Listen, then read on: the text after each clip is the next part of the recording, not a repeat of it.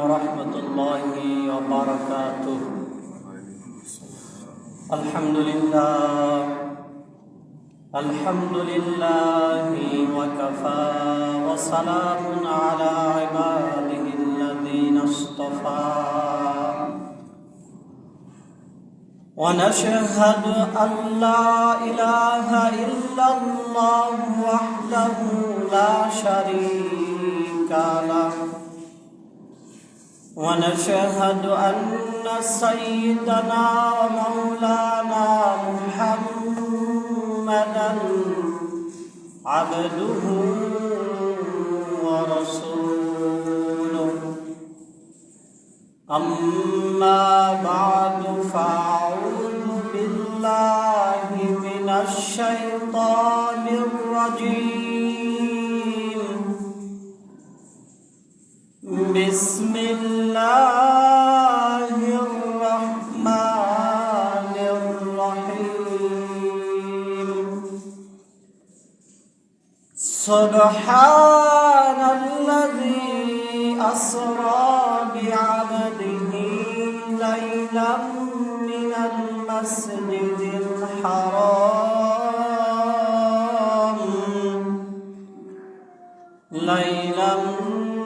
المسجد الحرام إلى المسجد الأقصى الذي باركنا حوله لنريه من آياتنا إنه هو السميع البصير. وقال تعالى في شان حبيبه: إن الله ملائكته يصلون على النبي يا أيها الذين آمنوا صلوا عليه وسلموا تسليما. اللهم صل على سيدنا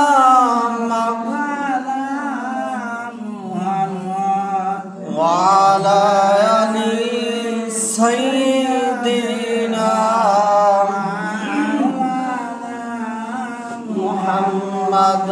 اللهم صل على سيدنا مولانا محمد وعلى آل سيدنا محمد. بلغ العلا بكماله كشف الدجى بجماله حسنت جميع خصاله.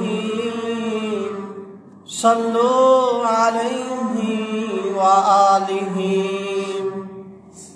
আলহামদুলিল্লাহ, আল্লাহ পাক রব্বুল আলামিনের দরবারে শুকর আদায় করছি, যিনি আমাদেরকে দুনিয়াবী সকল কর্মব্যস্ততা থেকে অবসর দিয়ে মহান আল্লাহ রব্বুল আলামিনের মহান হুকুম সালাতুল জুমা আদায়ের লক্ষ্যে তার ঘর মসজিদে আসার বসার তৌফিক দিয়েছেন।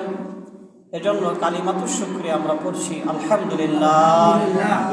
আবারও লাখো কোটি দুরূদ এবং সালাম বর্ষিত হোক দয়ার নবী, মায়ের নবী, বিশ্ব মানবতার শান্তি দূত জনাবে মুহাম্মদুর রাসূলুল্লাহ সাল্লাল্লাহু আলাইহি সাল্লামের উপর।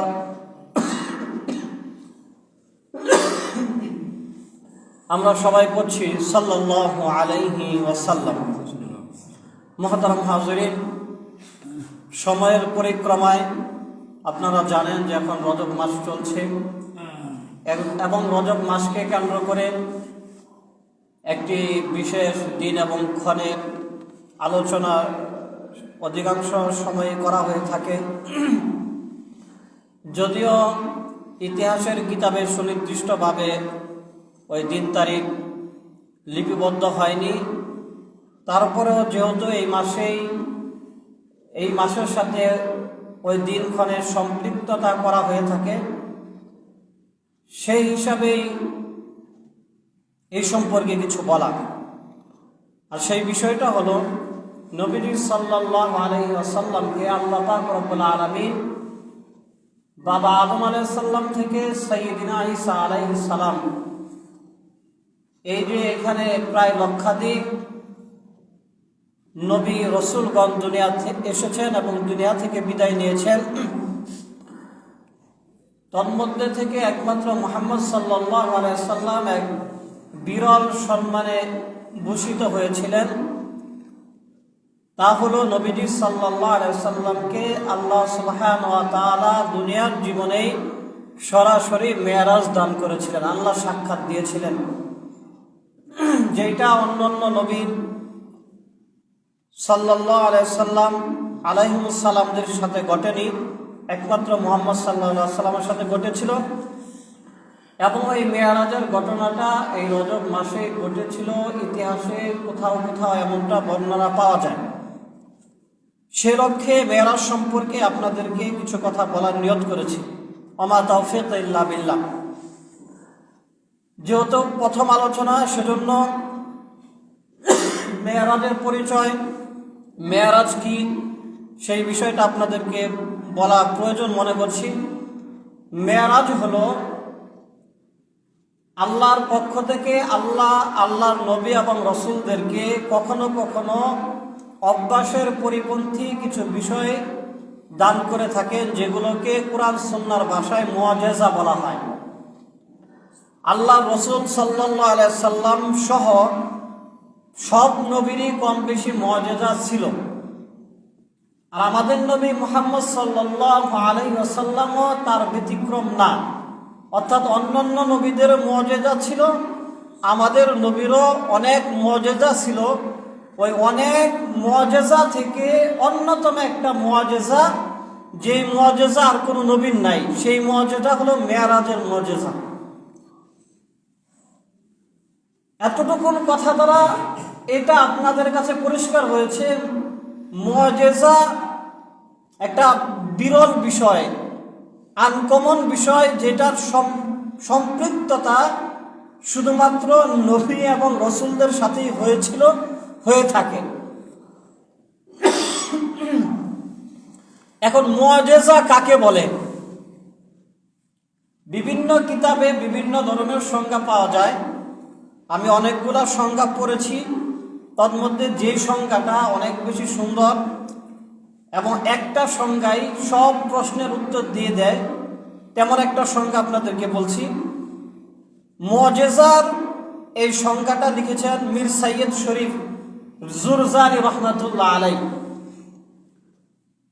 তিনি বলেন, চারটা বিষয়ের সমষ্টিগত বিষয়কে মুআজিজা বলা হয়। এক, অলৌকিক বা সাধারণ চিরচেরা নিয়মের পরিপন্থী কোনো বিষয় প্রকাশ পাওয়া। দুই, কল্যাণ এবং সৌভাগ্যের প্রতি আহ্বান করা। তিন, নবুয়তের দাবির সাথে সম্পৃক্ত হওয়া। চার, যিনি নিজেকে নবী দাবি করেছেন বা রসুল দাবি করেছেন, তার দাবির সপক্ষে প্রমাণস্বরূপ কোনো ঘটনা ঘটা। অর্থাৎ যেই কাজকে মুআজিজা বলা হয়, এই কাজের মধ্যে চারটা জিনিস থাকে। অর্থাৎ সাধারণ বিষয়টা না, এটা বিষয়টা অন্যরকম। সচরাচর আমরা যেমনটা দেখি ওই জিনিসটা ওই রকম না, আর বিপরীত। বিষয়টা বিপরীত হলেও এই বিপরীত বিষয়টা মানুষকে সত্যের দিকে ধাবিত করবে। বিষয়টা বিপরীত হলেও এই বিষয়টা সত্যবাদী নবী এবং রসুলদের সাথে সম্পৃক্তপূর্ণ হবে। বিষয়টা অভ্যাসের পরিপন্থী হলেও এই বিষয়গুলোর মাধ্যমে নবী এবং রসুলগণ তাদের দাবির সপক্ষে দলিল হিসাবে প্রমাণ পেশ করবেন। যদি কুরআন এবং হাদিস থেকে উদাহরণ দেওয়া হয়, কয়েক জুমা উদাহরণ দেওয়া যাবে মুআজিজার উদাহরণ। সাইয়্যিদিনা ইব্রাহিম আলাইহিস সালামের মুআজিজা, অনেকগুলো মুআজিজা তার ছিল, বহুল প্রসিদ্ধ মুআজিজা। নমরুদ অগ্নিকুণ্ড বানালো বিশাল, সাইয়্যিদিনা ইব্রাহিম আলাইহিস সালামকে আগুনের ভিতরে নিক্ষেপ করা হলো। ইব্রাহিম আলাইহিস সালাম বলেছেন, আল্লাহ আমাকে দীর্ঘ যে 100 বছরের উপর হায়াত দিয়েছেন, আমার এই হায়াতের মধ্যে যেই দিনগুলো আমি নমরুদের বানানো অগ্নির ভিতরে ছিলাম, আমার জীবনের সবচেয়ে মধুর সময় আমি ওই সময়গুলো কাটিয়েছি। সুবহানাল্লাহ। এটার নাম মুআজিজা। সবাই দেখেছে আগুন, কিন্তু আল্লাহ এবং আল্লাহর রসুল, আল্লাহর পয়গম্বর ইব্রাহিম আলাইহিস সালাম দেখেছেন না, এটা আগুন না, এটা আল্লাহর হুকুমে কুলনা ইয়া নারু কুনি বারদা ওয়া সালামান আলা ইব্রাহিম, আল্লাহর হুকুমে শান্তির অবস্থা ওই আগুনের মধ্যে বিরাজ করেছে, এয়ার কন্ডিশনের মধ্যে। এটা একদম ঠান্ডাও না আবার গরমও না, এমন পরিবেশ আল্লাহ তাআলা আগুনের ভিতরে দান করেছে। এটা মুআজিজা। সাইয়্যিদিনা মূসা আলাইহিস সালামের মুআজিজা, বহুল প্রসিদ্ধ মুআজিজা। ফেরাউন বাহিনী সমূলে সত্যান্বেষী, সত্যের দিশারি মূসা আলাইহিস সালাম সহ তার অনুসারীদেরকে একদম সমূলে ধ্বংস করার জন্য দাওয়া করল। আল্লাহর হুকুমে মূসা আলাইহিস সালাম ওই সাগরের মধ্যে রাস্তা দিয়ে ওই সাগর পাড়ি দিয়ে অপর পাশে চলে গেলেন। আর ফেরাউন বাহিনী যখন ওই একই রাস্তায় পার হতে চাইল, আল্লাহর হুকুমে ফেরাউন সহ তার সমস্ত সৈন্য সামন্ত সবাই পানিতে ডুবে মারা গেল। এটা হলো মুআজিজা। একই রাস্তা, একই নদী, একই সাগর, একদল নদী সাগর পাড়ি দিয়ে অপর পাশে চলে যায়, আরেক দল ওই সাগরের পানিতে ডুবে মারা যায়। আর আল্লাহর পক্ষ থেকে ঘোষণা আসে যে এই ঘটনা কিয়ামত পর্যন্ত সমস্ত মানুষের জন্য আমি আল্লাহ দৃষ্টান্ত করে রাখলাম, যারাই আল্লাহদ্রোহী হবে, আল্লাহ এবং আল্লাহর পক্ষের মানুষ যারা থাকবে, তাদের বিপক্ষে অবস্থান নেবে, তাদের সবার জন্য এটা একটা চূড়ান্ত পর্যায়ের দৃষ্টান্ত। তারা যেন এই ঘটনা দেখে তারা যেন শিক্ষা অর্জন করে যে দুনিয়ার সমস্ত শক্তি একদিকে থাকলেও আল্লাহ এবং আল্লাহর পক্ষের মানুষ যদি শক্তিতে, সৈন্য সামর্থ্যে কম হয়, আল্লাহ তাদেরকেও বিজয় দেন। এমনকি এই বিজয় দিতে গিয়ে যদি সাগরকে রাস্তা বানাতে হয়, আল্লাহ সাগরকে রাস্তা বানিয়ে হলেও আল্লাহর পক্ষের মানুষদেরকে বিজয় দান করবেন। সুবহানাল্লাহ। এটা মুআজিজা।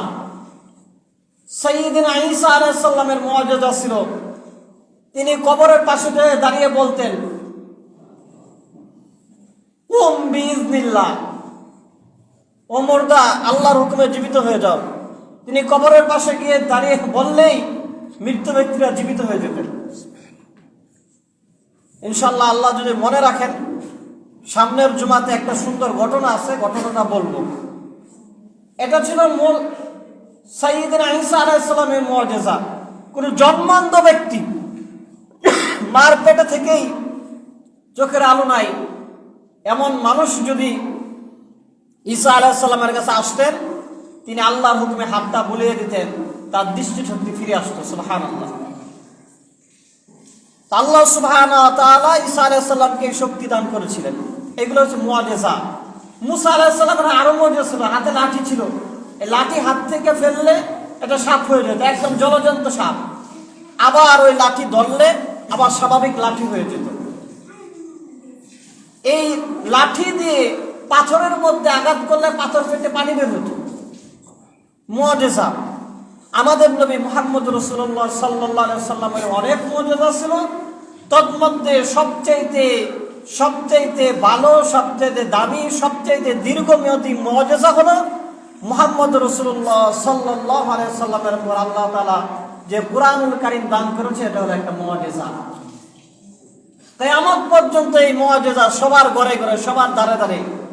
কেউ পারে না কোরআনের মতো বানাতে, কেউ পারে না কোরআনের মতো লিখতে, কেউ পারে না কোরআনের মতো বলতে।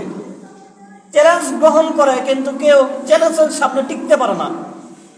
বরঞ্চ যেই কোরআনের কাছে সত্যতার চ্যালেঞ্জ নিয়ে আসে, সেই কোরআনের এই সত্যতাই নিজেই বদলে যায়, মুসলমান হয়ে যায়। যেই ব্যক্তি কোরআনের কাছে চ্যালেঞ্জ করতে আসে সেই হেরে যায়। এটা নবীজি সাল্লাল্লাহু আলাইহি সাল্লামের একটা অন্যতম মুআজিজা। মুহতারাম হাজরিন, যেই কথা বলতেছিলাম যে আমাদের নবীজি সাল্লাল্লাহু আলাইহি সাল্লামকে আল্লাহ তাআলা অনেক মুআজিজা দান করেছেন। এই অনেক মুআজিজার মধ্যে অন্যতম একটা মুআজিজা হলো মেরাজ। আরেকটু বলি, মুআজিজাকে মুআজিজা কেন বলা হয়? ইমাম কুরতুবী রাহমাতুল্লাহি আলাইহি তাফসীরে কুরতুবীর মধ্যে লিখেছেন, মুআজিজাকে মুআজিজা এজন্যই বলা হয় যে মুআজিজা যেমন জিনিস কোনো মানুষ চেষ্টা করে ওই রকম কোনো কিছু করতে পারে না। আমরা চেষ্টা করলেও সাগরের উপর দিয়ে রাস্তা বানিয়ে ওপারে যেতে পারবো না। আমরা চেষ্টা করলে এই কোরআনের মতো একটা কোরআন রচনা করতে পারবো না। আমরা চেষ্টা করলেও কবরের পাশে সারা জীবন দাঁড়িয়ে বললেও কবরের মানুষ জীবিত হবে না আমাদের কথায়। এগুলো হলো আল্লাহ তাআলার পক্ষ থেকে মুআজিজা। অর্থাৎ মুআজিজা এজন্যই বলা হয় যে এমন বস্তু অনুরূপ বস্তু অন্য কেউ করতে পারে না, এজন্যই মুআজিজাকে মুআজিজা বলা হয়। তো রাসূলুল্লাহ সাল্লাল্লাহু আলাইহি সাল্লামের অন্যতম মুআজিজা হলো মেরাজ। মেরাজ দুই রকমের হয়েছে নবী রাসূলদের। কিছু মেরাজ হয়েছে স্বপ্নে, অর্থাৎ ঘুমন্ত অবস্থায় নবী রাসূলদের আল্লাহর সাথে সাক্ষাৎ হয়েছে, কথোপকথন হয়েছে, এগুলোও মেরাজ। তবে এদের ঘুমন্ত মেরাজ। কিন্তু আমাদের আলোচনার বিষয় হলো সশরীরে মেরাজ। এই মেরাজটা শুধুমাত্র মুহাম্মদ রাসূলুল্লাহ সাল্লাল্লাহু আলাইহি সাল্লামের হয়েছিল। সশরীরে মেরাজ আর কারো হয় নাই, মুহাম্মদ রাসূলুল্লাহ সাল্লাল্লাহু আলাইহি সাল্লামের হয়েছিল। ইতিহাসের কিতাবের মধ্যে আসছে হিজরতের 11 বর্ষে, যেই বছর নবীজি সাল্লাল্লাহু আলাইহি সাল্লামের ঘরের সান্ত্বনা সাইয়্যিদিনা খাদিজা রাদিয়াল্লাহু আনহা এবং নবীজি সাল্লাল্লাহু আলাইহি সাল্লামের ঘরের বাহিরের নিরাপত্তা যিনি দিয়েছেন আবু তালেব, এই দুইজন মানুষ 6 মাসের ব্যবধানে দুইজন মানুষ দুনিয়া থেকে বিদায় নিলেন। এবং নবীজি সাল্লাল্লাহু আলাইহি সাল্লাম তায়েফ গেলেন। তায়েফের মর্মান্তিক ঘটনা ঘটল। একটা বছরে পরপর এরকম বড় বড় সুখের ঘটনা ঘটার পরে নবীজি সাল্লাল্লাহু আলাইহি সাল্লাম অনেক বেশি আশাহত হলেন। নবীজি অনেক বেশি ব্যথা পেলেন, ব্যথিত হলেন। এখন আর দিনভর বিভিন্ন লোকের কটু কথা শুনে আসলে বাড়িতে খাদিজার মতো ওইরকম আবেগ মিশ্রিত ওইরকম মায়া ভরা সান্ত্বনা আর কেউ ঘরের ভিতরে দিতে পারে না। আর বাহিরে গেলে আবু তালেবের মতো নিরাপত্তা, আবু তালেবের মতো বেঈমান হওয়া সত্ত্বেও নবীজিকে বুকে আগলে রাখার মতো বাহিরের আর আশ্রয় নাই, ঘরের সান্ত্বনাও নাই, বাহিরের আশ্রয় নাই। উপরন্ত তায়েফের ময়দানে মর্মান্তিক ঘটনা ঘটল, নবীজির সাথে তায়েফবাসী এরকম দুর্ব্যবহার করলো। এই ঘটনাগুলো ঘটার পরে নবীজি যখন আবার নবীজি নিজের বাড়িতে চলে আসছেন তায়েফ থেকে, আল্লাহ সুবহানাহু ওয়া তাআলা নবীজিকে সান্ত্বনা দেওয়ার জন্য, এই সুখকে কাটিয়ে ওঠার জন্য নবীজিকে আল্লাহ তাআলা নিজের বাড়িতে দাওয়াত দিয়ে নিয়ে গেলেন সশরীরে। এই ঘটনাকেই বলা হয় মেরাজ। মেরাজের দুইটা অংশ। সূরা বনী ইসরাঈলের প্রথম আয়াতের মধ্যে আসে, আল্লাহ বলেন সুবহানাল্লাযী আসরা বিআবদিহি লাইলাম মিনাল মাসজিদিল হারামি ইলাল মাসজিদিল আকসা। সাধারণত আমরা কোনো কাজ শুরু করার আগে দোয়া পড়ি বিসমিল্লাহি ওয়া আলা বারাকাতিল্লাহ, কিংবা মসজিদে ঢোকার সময় আল্লাহুম্মা আফতাহ লি আবওয়াবা রাহমাতিক। আমাদের কর্মের শুরুর দোয়াগুলো শুরুর অংশ হয়তো আল্লাহুম্মা, হয়তো বিসমিল্লাহ। অনুরূপভাবে শেষে আমরা আলহামদুলিল্লাহ ইল্লাযী আত'আমানা ওয়া সাকানা ওয়া জাআলানা মিনাল মুসলিমিন খাওয়ার শেষে দোয়া করি। ঘুম থেকে উঠে আলহামদুলিল্লাহ ইল্লাযী আহইয়ানা বা'দা মা আমাতানা। অর্থাৎ কাজের শুরুর দোয়াগুলো কেমন যেন আল্লাহর নামে শুরু করলাম, কাজটা সম্পন্ন করার পর আল্লাহ শুকর আদায় করলাম।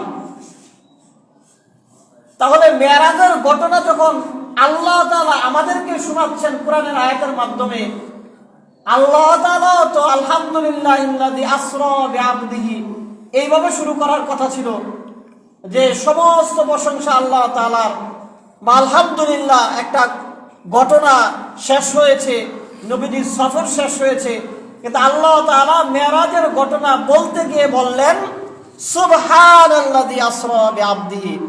অর্থাৎ হয়তো এই ঘটনা শোনার পরে মানুষের ভিতরে সন্দেহের উদ্বেগ দেখা দিবে, আল্লাহ তাআলার শক্তির ব্যাপারে মানুষের ভিতরে একটা টেনশন আসবে যে আল্লাহ তাআলা এরকম আশ্চর্য ঘটনাটা কিভাবে ঘটালেন।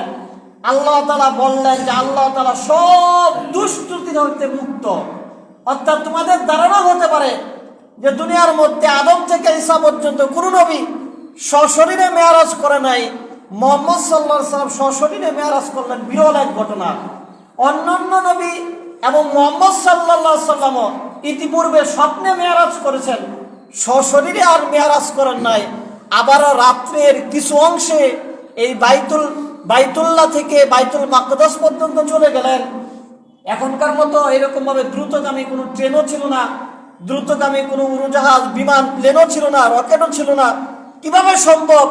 আল্লাহ তাআলা বলেন আমার বান্দাদের এই সন্দেহ দূর করার জন্য আমি এই ঘটনা বর্ণনার শুরুতে এমন শব্দ দিয়ে দিলাম যাতে করে কারো ভিতরে কোনো সন্দেহ নাই প্রবেশ করে। সুবহানাল্লাহ। আল্লাহ বলেন রাত্রের কিছু অংশে আমি আমার বান্দাকে বাইতুল্লাহ থেকে বাইতুল মাকদাস পর্যন্ত সফর করেছি। মেরাজের এই সফরটুকে বলা হয় ইসরা, আর বাইতুল মাকদাস থেকে নিয়ে আরশে আজিম পর্যন্ত যে সফর, সেই সফরটাকে বলা হয় মেরাজ। এবং সামগ্রিকভাবে এই গোটা সফরটাকে মেরাজ বলা হয়। ইসরা বলার একটা কারণ হলো আরবের নিয়ম ছিল রাত্রে কোথাও সফরে গেলে রাত্রের সফরকে তারা ইসরা হিসেবে ব্যক্ত করত, তাফসীরের কিতাবের মধ্যে আসে। তো নবীজি সাল্লাল্লাহু আলাইহি ওয়াসাল্লাম এই দীর্ঘ পথ সফর করলেন, মূলত আল্লাহ তাআলা করালেন নিজ কুদরতের মাধ্যমে। এবং সফর করতে করতে প্রথম আসমানে গেলেন। এক এক আসমানে নবীজি সাল্লাল্লাহু আলাইহি ওয়াসাল্লামকে আল্লাহ পাক রব্বুল আলামিন স্বাগত জানানোর জন্য এক এক নবীদেরকে রেখেছেন। প্রথম আসমানে হযরত আদম আলাইহিস সালাম, আদম আলাইহিস সালাম বলেছেন মারহাবান ইয়া ইবনাস সালিহ ওয়া নাবিয়্যিস সালিহ। আদম আলাইহিস সালাম বলেছেন সুস্বাগতম আমার ছেলে এবং নেককার নবী, তুমি আসছো, তোমাকে সুস্বাগতম। দ্বিতীয় আসমানেও হযরত ঈসা এবং হযরত ইয়াহইয়া আলাইহিস সালাম তারা আবার অন্যভাবে সুস্বাগত জানিয়েছেন। তারা বলছেন মারহাবান ইয়া আখিস সালিহ ইয়া নাবিয়্যিস সালিহ। তারা বলছেন সুস্বাগতম আমার ভাই, আমার নেককার ভাই এবং নেককার নবী। আদম আলাইহিস সালামের সাথে সমস্ত মানুষের সম্পর্ক পিতা পুত্রের, কিন্তু অন্যান্য মানুষের সাথে, অন্যান্য নবীদের সাথে সম্পর্ক ভাই ভাই। তৃতীয় আসমানে ইউসুফ আলাইহিস সালামের সাথে সাক্ষাৎ হয়েছে, চতুর্থ আসমানে ইদ্রিস, পঞ্চম আসমানে হারুন, ষষ্ঠ আসমানে মুসা এবং সপ্তম আসমানে সাক্ষাৎ হয়েছে হযরত সাইয়্যিদিনা ইব্রাহিম আলাইহিস সালামের সাথে। এবং নবীজি সাল্লাল্লাহু আলাইহি সাল্লাম সবগুলো আসমানের অনেক বৈশিষ্ট্য দেখছেন, আসমানের অনেক কার্যকলাপ নবীজিকে দেখানো হয়েছে। সপ্তম আসমানে ইব্রাহিম আলাইহিস সালামের সাথে সাক্ষাৎ হয়েছে বাইতুল মামুর নামে একটা মসজিদ আছে, যেটা হলো ফেরেশতাদের মসজিদ। তাফসীরের কিতাবের মধ্যে পাওয়া যায় এই মসজিদের এক এক ওয়াক্ত নামাজে 50,000 ফেরেশতারা এক এক ওয়াক্তে নামাজের মধ্যে শরীক হন, এবং কিয়ামত অবধি একবার যারা নামাজে জামাতে শরীক হয়েছেন তাদের আর দ্বিতীয়বার সিরিয়াল আসবে না। আল্লাহ এত অধিক সংখ্যক ফেরেশতা বানিয়েছেন, সুবহানাল্লাহ। তো বাইতুল মামুরের মসজিদের দেওয়ালের মধ্যে হেলান দিয়ে বসা দেখেছেন ইব্রাহিম আলাইহিস সালামকে। নবীজি সাল্লাল্লাহু আলাইহি সাল্লামকে দেখে ইব্রাহিম আলাইহিস সালাম বলেছেন, মারহাবান ইয়া ইবনা সালেহ, ইয়া নবী সালেহ। ইব্রাহিম আলাইহিস সালাম নবীজি সাল্লাল্লাহু আলাইহি সাল্লামকে দেখে বলছেন যে সুস্বাগতম ছেলে, নেককার নবী। নবীজি সাল্লাল্লাহু আলাইহি সাল্লাম এই কথা শোনার পরে সাইয়্যিদিনা জিবরাইল আলাইহিস সালামকে প্রশ্ন করছেন, মান হাযা, এই ব্যক্তিকে। যখন যদিও অভ্যর্থনার মাধ্যমে পরিচয় কিছু হয়ে গেছে, ইব্রাহিম আলাইহিস সালাম যখন নিজেকে পিতা হিসেবে বলছেন, যে বলছেন হে নেককার ছেলে, তার মানে বাবা পুত্রের একটা সম্পর্কের কথা বোঝা যায়। এরপরে যখন জিবরাইল আলাইহিস সালাম বলছেন এই ব্যক্তিকে, জিবরাইল আলাইহিস সালাম বলছেন তিনি তো সাইয়্যিদিনা ইব্রাহিম আলাইহিস সালাম। ইব্রাহিম আলাইহিস সালাম ওই দেওয়ালের সাথে ঠেস দিয়ে বসাই ছিলেন বাইতুল মামুর মসজিদের। নবীজি স্বয়ং ইব্রাহিম আলাইহিস সালামের কাছে গিয়ে দেখা করেছেন, কারণ যখন পরিচয় পেয়ে গেছেন, কোরআনের আয়াতের মাধ্যমে তো আগে জানিয়ে দেওয়া হয়েছে, মিল্লাত আবিকুম ইব্রাহিম ওয়া সাম্মাকুমুল মুসলিমিন, যে ইব্রাহিম আলাইহিস সালাম এই মুসলমান মিল্লাতের পিতা, এবং আমরা যে মুসলমান জাতি হিসাবে ধর্মের অনুসারী হিসাবে দুনিয়াতে আসব, এটার নামকরণও করেছেন ইব্রাহিম আলাইহিস সালাম নিজে। তো যেহেতু পিতা পুত্রের সম্পর্কের পরিচয় পেয়েছেন, মুহাম্মদ রাসূলুল্লাহ সাল্লাল্লাহু আলাইহি সাল্লাম সম্মানের দিক থেকে ইব্রাহিম আলাইহিস সালাম থেকে বড় হওয়া সত্ত্বেও মুহাম্মদ সাল্লাল্লাহু আলাইহি সাল্লাম নিজে ইব্রাহিম আলাইহিস সালামের সাথে গিয়ে সাক্ষাৎ করেছেন, মুসাফাহা করেছেন, কথাবার্তা বলেছেন। কারণ সন্তান যত বড়ই হোক, সম্মানে, শিক্ষায়, দীক্ষায়, সামাজিকতায় বাবার কাছে সন্তান সবসময় সন্তানের অবস্থানেই থাকে। কোন সন্তানের ভিতরে যদি এই কথার উদ্রেক দেখা দেয় যে আমি তো অনেক বড় অফিসার, বাবার ক্ষেত্রেও যদি তার মনে এই ধরনের প্রশ্ন জাগে, মনে করতে হবে ওই সন্তানের ধ্বংসের জন্য এতটুকু যথেষ্ট। কারণ সন্তান সন্তানই, বাবা বাবাই।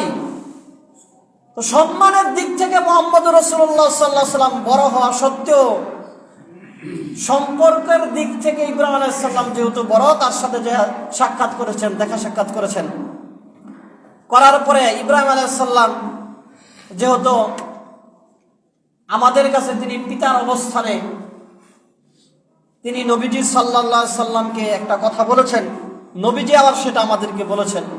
আপনারা আগে বড় শুনেছেন,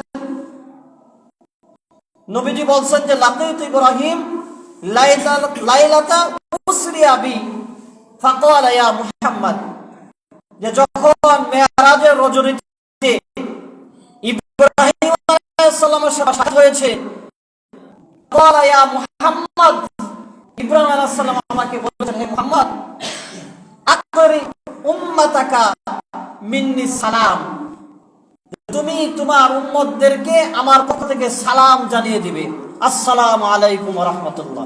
আপনারা সবাই মনে করেন যে এই সালামটা ইব্রাহিম আলাইহিস সালামের পক্ষ থেকে ওয়া আলাইকুম আসসালাম ওয়া রাহমাতুল্লাহ জবাব দিয়ে দেন। এরপরে নবীজি সাল্লাল্লাহু আলাইহি সাল্লামকে বলছেন যে ওয়া আখবিরহুম, এবং তোমার উম্মতদেরকে এই সংবাদ তুমি দিয়ে দিবে, ইন্নাল জান্নাতা তাইয়্যিবাতুত তুরবা ওয়া আযবাতুল মা, যে বলে দিবে জান্নাতের মাটি খুবই উর্বর এবং জান্নাতের মধ্যে যে পানি আছে এগুলো খুব সুমিষ্ট। ওয়া আন্নাহা কিয়ানুন, কিন্তু জান্নাতের মধ্যে কোনো গাছগাছালি কোনো কিছু নাই। যদিও কথা ছিল যেই জায়গার মাটি ভালো, পানিও ভালো, সেই জায়গায় অনেক বেশি গাছগাছালি হওয়ার কথা ছিল, কিন্তু ইব্রাহিম আলাইহিস সালাম বলছেন যে না, ওইখানে কোনো গাছগাছালি নাই। ওয়ান্না গিরাসাহা, তবে তোমার উম্মতকে জানিয়ে দেবে ওই মাটির জন্য গাছ হলো সুবহানাল্লাহ, আলহামদুলিল্লাহ, ওয়ালা ইলাহা ইল্লাল্লাহ, আল্লাহু আকবার। যখনই তোমার উম্মত এই কালিমাগুলো পাঠ করবে, সাথে সাথে জান্নাতের উর্বর মাটিতে তাদের এক একজনের নামে এক একটা গাছ এরকম ভাবে বরাদ্দ হতে থাকবে। তিরমিজি শরীফের হাদিস। অনুরূপ ভাবে নবীজি সাল্লাল্লাহু আলাইহি ওয়াসাল্লাম জাহান্নামও দেখেছেন, জাহান্নামের কিছু অবস্থানও দেখেছেন। আবু দাউদ শরীফের এক হাদিসের মধ্যে আসে, নবীজি বলেন যে লাম্মা উরিজাবি মারারতু বিকৌমিন, যে আমি যখন জাহান্নাম দেখতেছিলাম, দেখতে দেখতে এমন কিছু মানুষের পাশ দিয়ে আমি অতিক্রম করলাম, লাহুম আজফারুম মিন নুহাসিন ইয়াখমুশুনা ওয়ুজুহাহুম ওয়া সুদুরুহুম, যে আমি এমন কিছু মানুষদেরকে দেখলাম যাদের হাতের নখগুলা খুবই বড়, তারা এই নখ দিয়ে তাদের নিজের চেহারার মধ্যে এরকম আসর দিচ্ছে এবং তাদের পেটের মধ্যে তারা নিজে আশ্রাচ্ছে। ফাকুলতু মান হাউলা ইয়া জিবরাইল, এই ঘটনা দেখার পরে আমি জিবরাইলকে বললাম, ভাই জিবরাইল, এরা কারা যারা নিজের চেহারাকে নিজেই ক্ষতবিক্ষত করতেছে, নিজের পেটকে নিজেই ক্ষতবিক্ষত করতেছে, এই সমস্ত লোক কারা? ক্বালা হাউলাইল্লাযীনা ইয়াকুলুনা লুহুমান নাস, জিবরাইল আলাইহিস সালাম বললেন, এরা হলো ওই সমস্ত মানুষ যারা দুনিয়াতে মানুষের গোশত খেত। দুনিয়াতে মানুষের গোশত কারা খেত? যারা গীবত করে, কোরআনের মধ্যে আসে তারা যেন আপন মৃত ভাইয়ের গোশত খায়। অর্থাৎ যারা দুনিয়াতে মানুষের গীবত করে, পরনিন্দা করে, তারা নিজেদের চেহারাকে নিজেরাই ক্ষতবিক্ষত করবে, নিজেদের পিঠ নিজেরাই আশ্রাবে। ওয়ায়াকাউনা ফি আরাদিহিম, একটা দোষ হলো গীবত করা, আরেকটা দোষ হলো তারা মানুষের সম্মানহানি করত। অর্থাৎ কখনো কখনো হয়তো কোনো কোনো মানুষ কোনো দোষে দোষী হয়, এটাই স্বাভাবিক, দোষ গুণ মিলেই মানুষ। কিন্তু অতিরিক্ত যতটুকু সে দোষী না, তার থেকে বেশি দোষ তার উপর চাপিয়ে দেওয়া, কিংবা সে যে দোষে দোষী না সেই দোষে তাকে দোষী করা, যার কারণে তার ইজ্জত সম্মান হানি হয়। নবীজি বলেন, দুনিয়াতে যারা এমন মানুষের সম্মান হানি করে, মানুষের অগোচরে মানুষের গীবত করে, তারা হাসরের ময়দানে তারা জাহান্নামে নিজেদের চেহারাকে নিজেরাই আশ্রাবে, ক্ষতবিক্ষত করবে, নিজেদের পেটকে নিজেরাই ক্ষতবিক্ষত করবে। নবীজি সাল্লাল্লাহু আলাইহি ওয়াসাল্লাম জাহান্নামের মধ্যে এগুলো দেখে আসছেন। আমি খুব দ্রুতই নবীজি সাল্লাল্লাহু আলাইহি ওয়াসাল্লামের মেরাজের বিষয়গুলো আপনাদেরকে বললাম। আরো কিছু বিষয় আছে, ইনশাআল্লাহ সামনের জুমাতে বলা হবে। ধরেন আল্লাহ সুবহানাহু ওয়া তাআলা কোন নবীকে সশরীরে মেরাজ দেন নাই, শুধু আমাদের নবীকেই দিয়েছেন। এখন আমরা অনেক দীর্ঘ কয়েক জুমা ধরে যদি শুধু ইতিহাসের মতো করে মেরাজের ঘটনাগুলো শুধু বলি, ভাল লাগবে, কিছু আশ্চর্য বিষয়, অনেক আজব আজব তথ্য দেখবেন পাওয়া যাবে, কিন্তু ভাল লাগার মধ্যে এই বিষয়টা সীমাবদ্ধ হয়ে থাকবে, আমরা বড় ধরনের উপকার পাবো না। আজকের আলোচনা দিয়ে আমরা দুইটা বিষয় পেয়ে গেলাম যেটা আমাদের সারা জীবন কাজে লাগবে। একটা হলো যখনই মন চাইবে সুবহানাল্লাহ, আলহামদুলিল্লাহ, ওয়ালা ইলাহা ইল্লাল্লাহ, আল্লাহু আকবার পড়ব, সাথে সাথে আমাদের নামে জান্নাতে এক একটা গাছ লাগতে থাকবে। এবং আমরা মানুষের সম্মানহানি করব না, মানুষের গীবত পরনিন্দা করব না। যদি আমরা এগুলো থেকে বেঁচে থাকি, তাহলেই তো নবীজির এই মেরাজটা মানে অনেক বেশি সার্থক হবে আমাদের জন্য, যে আমাদের নবী মেরাজে গেছেন বলেই তো এই বিষয়গুলো আমরা জানতে পারছি। আমরা উম্মত তো, আর আমাদের তো এই সৌভাগ্য নেই, আমরা তো এইভাবে মেরাজে যাবো না, আমরা যেতে পারবো না, আমাদেরকে আল্লাহ তাআলা নিবেন না। কিন্তু মেরাজের মাধ্যমে নবীজি যে বিষয়গুলো নিয়ে আসছেন, আমরা আমল করতে পারবো, জান্নাতে গাছ লাগাতে পারবো, জাহান্নামের ওই শাস্তিগুলো থেকে বাঁচতে পারবো। আল্লাহ সুবহানাহু ওয়া তাআলা আমাদেরকে আমল করার তৌফিক দান করুন। মুহতারাম হাজিরিন, নবীজি সাল্লাল্লাহু আলাইহি ওয়াসাল্লাম যখন সফর করতে করতে আরশের নিকটে চলে আসছেন, এখন শুধু আল্লাহ সামনে এবং নবীজি সাল্লাল্লাহু আলাইহি সাল্লাম আরশের কাছে, আর কেউ নাই। নবীজি বলছেন যে এমন সময় আমি একটা আওয়াজ পেলাম, আমি একটু মানে স্বাভাবিকভাবে অপরিচিত জায়গা, তারপরে কেউ নাই, এখন জিব্রাইলও আমার পাশে নাই, আমি একটু অস্বস্তি ভাব আমার ভিতরে আসছিল। আমাকে আশ্বস্ত করা হয়েছে যে এখন আপনার কথাগুলো আল্লাহ তাআলা শুনতেছেন, আপনি আল্লাহর কাছে আসছেন, এটা তো এক ধরনের বেড়ানোর মতোই, মেহমান হিসেবে আসছেন, আপনি কিছু হাদিয়া তোহফা পেশ করেন। নবীজি সাল্লাল্লাহু আলাইহি সাল্লাম তো স্বর্ণ গয়না বা ধরেন আমরা বেড়াইতে গেলে কিছু মিষ্টি পানসুপারি নিয়ে যাই, ফল ফলাদি নিয়ে যাই, নবীজি তো এই ধরনের কোনো আয়োজন করে নিয়ে যান নাই। আর এগুলো তো নিয়ে যাওয়া তা আল্লাহর শানের খেলাফ। উপরন্তু আল্লাহ তাআলা আল্লাহ গনি আনতুমুল ফুকারা, আল্লাহ তাআলা ধনী, আমরা সবাই গরিব, আল্লাহকে আর কি হাদিয়া দিবে। নবীজি সাল্লাল্লাহু আলাইহি সাল্লাম ওইগুলা ভাবতেছিলেন। ভাবতে ভাবতে নবীজি সেজদায় পড়ে গেছে। সেজদায় পড়ে গিয়ে নবীজি সাল্লাল্লাহু আলাইহি সাল্লাম বলতেছেন যে আত-তাহিয়াতু লিল্লাহি ওয়াস-সালাওয়াতু ওয়াত-তাইয়্যিবাতু। নবীজি এই চারটা কথা একসাথে বলে ফেলছেন, যে আত-তাহিয়াতু লিল্লাহি ওয়াস-সালাওয়াতু ওয়াত-তাইয়্যিবাতু, যে সমস্ত পবিত্রতা, সমস্ত ইবাদত বন্দেগী, সমস্ত প্রশংসা যা কিছু আছে সব কিছু আল্লাহ তাআলা আপনার জন্য, এগুলো সব আপনার জন্য হাদিয়া। এই ঘটনা এটাই প্রমাণ করে যে আল্লাহ তাআলা বান্দার কাছে হাদিয়া স্বরূপ আল্লাহর ইবাদতটাই পছন্দ করেন, এবং আল্লাহকে খুশি করার জন্য আমরা কোনো কিছু দিয়ে আল্লাহকে খুশি করতে পারবো না, বরঞ্চ আল্লাহই তো আমাদেরকে খুশি করার জন্য দুনিয়ার সবকিছু দান করছেন। আমাদের জীবন যাপন সুন্দর, স্বাভাবিক এবং ভালোভাবে করার জন্য আল্লাহ তাআলা যত উপকরণ দরকার সব আল্লাহ তাআলা আমাদেরকে দিয়েছেন। এর পরিপ্রেক্ষিতে আল্লাহর ইবাদতটা যেন আমরা ঠিকঠাক মতো করি, এটাই আল্লাহ আমাদের কাছে চান। আর নবীজি আল্লাহর কাছে এই কথাগুলোই বলে দিলেন। আল্লাহ সুবহানাহু ওয়া তাআলা এই কথাগুলো শোনার পরে উত্তর দিলেন, আসসালামু আলাইকা আইয়ুহান নবী ওয়া রাহমাতুল্লাহি ওয়া বারাকাতুহু।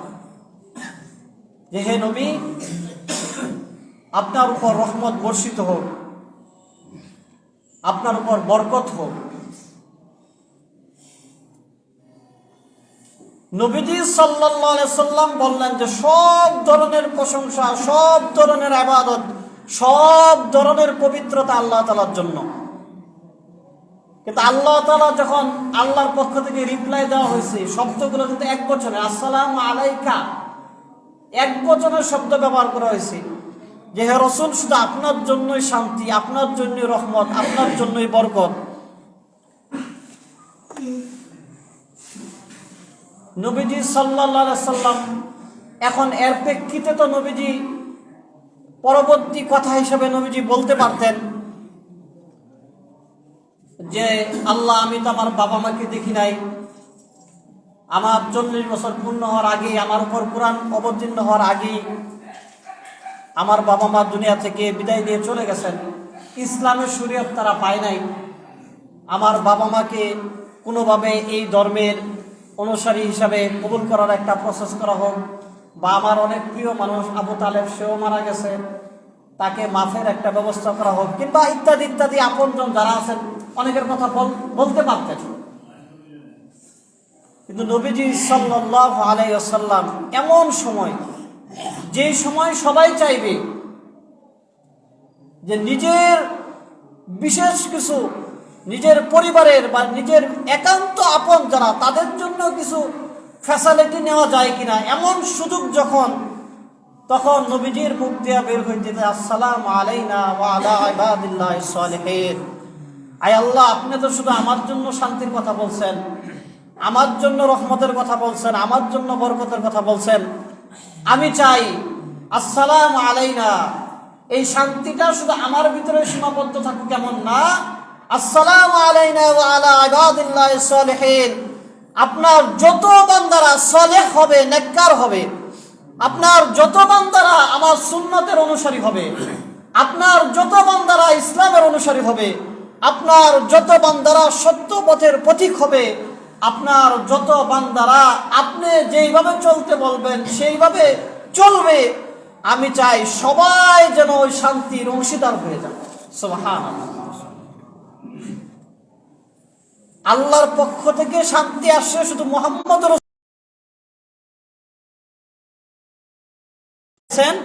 মুহাম্মদ রাসূলুল্লাহ সাল্লাল্লাহু আলাইহি সাল্লাম এই শান্তিটা সমস্ত উম্মতের মাধ্যমে ভাগ করে দিয়ে দিয়েছেন, সমস্ত উম্মতকে ওই শান্তির অন্তর্ভুক্ত করে নিছেন।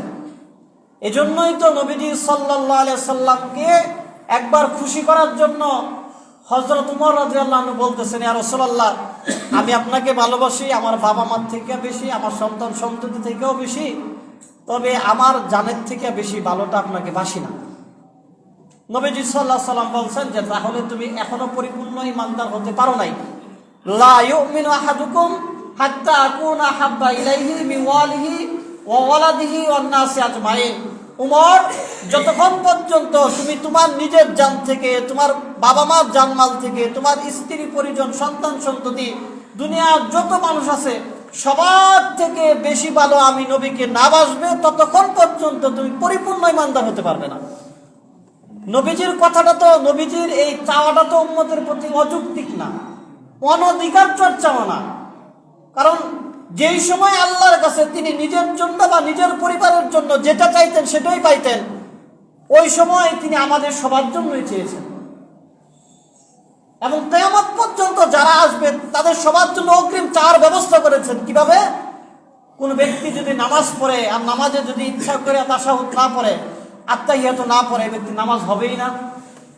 ইচ্ছা করে কেউ মনে করলো যে না এখন সময় টময় কম, আজকে তাশাহুদ সারাই নামাজ হবে না, কারণ নামাজে তাশাহুদ পড়াটা ওয়াজিব করে দেওয়া হয়েছে।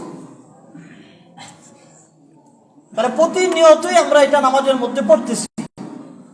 কিয়ামত পর্যন্ত যতদিন পর্যন্ত ইসলাম থাকবে, নামাজ থাকবে, এই বিধানও চলতে থাকবে। আল্লাহ নবী সাল্লাল্লাহু আলাইহি সাল্লাম কিয়ামত পর্যন্ত সবাইকে এই শান্তির অন্তর্ভুক্ত করে দিলেন। এজন্য মুহতারাম হাজিরিন, আমরাও আমাদের জীবনের পদক্ষেপে কাজে কর্মে নবীজির সুন্নাহকে, নবীজির তরিকাকে, নবীজিকে আগে আগে রাখবো। বিয়ে শাদী, মুসলমানি, বিভিন্ন আচার অনুষ্ঠানগুলোতে আমরা নবীজির সুন্নাহগুলো, নবীজির রীতিনীতিগুলোকে আগে আগে রাখবো। যেই নবী আমাদেরকে এমন সময় বলেন না, আমরা ওই নবীর সুন্নাহগুলোকে, এই নবীর ভালোবাসাকে ভুলবো না। আল্লাহ সুবহানাহু ওয়া তাআলা যে কথাগুলো বললাম আমাদের সবাইকে আমল করার তৌফিক দান করুক। সবাই বলে আমিন। মেরাজে আরো কিছু হাদিয়া নবীজি আমাদের জন্য নিয়ে এসেছেন, ইনশাআল্লাহ সামনের জুমাতে বলা হবে। আজকে যেগুলো বললাম আল্লাহ আমাদেরকে আমল করার তৌফিক দান করুক। যারা পরে আসে তারা কবুল করুন।